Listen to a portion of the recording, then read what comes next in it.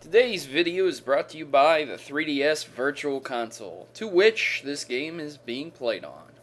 Hello and welcome back, YouTubers. I'm Protomario, and today we're reviewing the original Legend of Zelda. This is a classic and an original NES release back in 1986. Whew! Boy oh boy, back in its heyday, huh?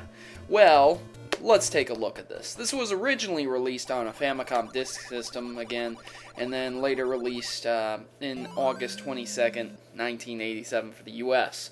This was originally debuted on the NES and took off in the America and Europe countries, as well as Japan, of course. This game takes you in the overhead perspective of the protagonist, Link, in his search to rescue the antagonist, Zelda. Now, the other antagonist would be, of course, Ganon, an evil dark wizard, or, pig thing, or, Ganon takes many different shapes and forms over the games. At any rate, he's the bad guy, and Zelda progresses the story because you have to rescue her. It's pretty simple. There are several dungeons to defeat in the original Zelda, and that's pretty much what you're going to be doing. This game was made very popular due to the massive overhead exploration content that was available within it, and also it allowed people to collect tons of items. Each dungeon may or may not contain 1 to 2 items. Some dungeons would give you passive items like a raft or a ladder that allowed you to access new areas on the overhead map, while other ones gave you more aggressive weapons like a bow and arrow and a boomerang. And overall, the game itself is an exploration adventure game, making it a much more in-depth game. When I was younger, I never really got a chance to play it in depth and in full because of the save functions problem on the NES. To save the game, you have to actually hold the reset button and press the power button off to actually be able to save it. And the combination of doing that often screwed me over. I'd be halfway through the game, I'd forget or something. So as a kid, you can understand how antagonizing and angering that might have been. Overall, the re-release of this game on several of the Nintendo's consoles, game discs, and of course 3DS, which you're looking at, makes it a bit easier to save and complete. From the Game Boy Advance version of this to the 3DS, Wii, it doesn't matter which platform you play it on, you're going to get the same experience overall. Of course, if you play it on a TV and you're sitting down and you have your Wii remote, that might be the closest you'll get to the NES without having the save function or a dead battery in your cartridge.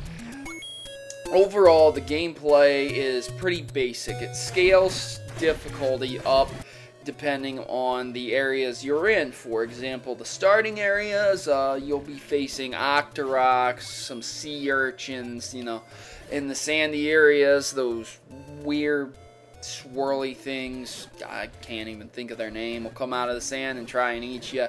In the later worlds of the mountains and the graveyards, you'll be facing ghosts and Tektites, and then eventually you'll be facing very powerful guards in the northwest, and in Ganon's final dungeon, it will test your skills to the max. Now, there are some cryptic things about this game. For example, at one point in time, you have to lay down a hunk of meat to get past a guy, but whatever. Besides the cryptic stuff, it's the year 2012. If you get stuck, go ahead and consult a guide. Unfortunately, in 1986 and 1987, we didn't have that here in America, Europe, or Japan because the internet was not so prevalent at the time.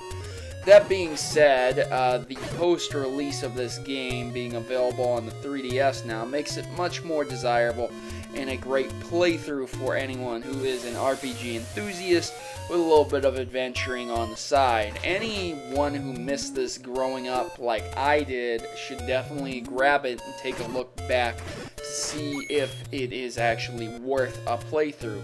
Now, again, I said depending on which system you get it, the experience generally won't change that much. However, saying that doesn't mean that the cash won't change.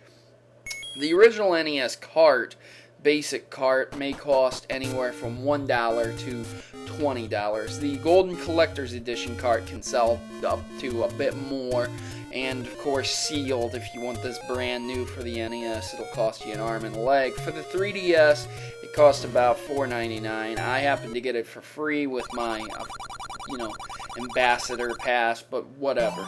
At any rate, guys, if you have never played this game, you definitely need to pick it up. Even when you beat the game, you'll get access to a new game, a new quote-unquote Zelda, called the Second Quest. And once you beat it, you'll be able to play through the original Zelda game with shuffled around dungeons and different item placement, making it an entirely new game, just with the same skin, I suppose.